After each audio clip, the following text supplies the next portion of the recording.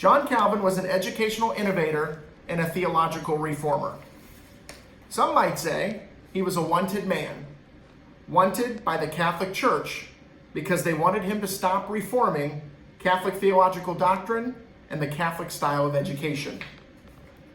John Calvin was born in France in the year 1509. During that time, France's primary religion was Catholicism, so Calvin was raised in the Catholic faith. As Calvin was raised and he studied this Catholic faith, he began to feel that some of the Catholic doctrine did not agree with the scriptures according to his own understanding. So in 1536, at the age of 27, he felt led to study this new Christian Protestant religion. Well, during that time in France, that was not the place to study this new Christian Protestant religion. So he moved to the free city of Geneva, which today is located in Switzerland, where it was much easier for him to study this new Reformed doctrine. In 1538, Geneva asked Calvin to leave based on some of his rigid doctrine and beliefs. Calvin would then go to Strasbourg, France, where he would remain there until 1541. In 1541, Geneva invited Calvin to return to defend the Reformation against the Catholic Church. When Calvin returned to Geneva, he saw that the schools were elite Catholic schools and not available or affordable to the common man. These schools focused mainly on ancient literature and philosophy, and again, were not much use for the common man. Well, Calvin was a religious reformer and a reformer in general, so he would begin making changes.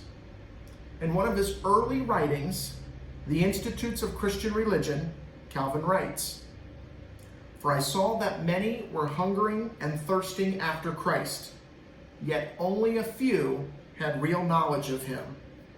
This belief moved Calvin to find a way to help the common man learn to read so that he would be able to read and study Scripture." Calvin dreamed of a free and appropriate education for all, and for the next several years, he began to develop changes to the curriculum, educating teachers, and setting up a school. In 1559, Calvin opened what is believed to be one of the first free and public schools known as an academy, made up of primary and secondary schools, which would later become the University of Geneva. Here, the students were taught the classics. They studied the scriptures, they studied social sciences, languages, and some even learned a trade. Calvin also required that the teachers be trained on how to teach, and this was also done in his academy. Some critics claim that Calvin did not have much influence on the schools in Geneva, even after he returned.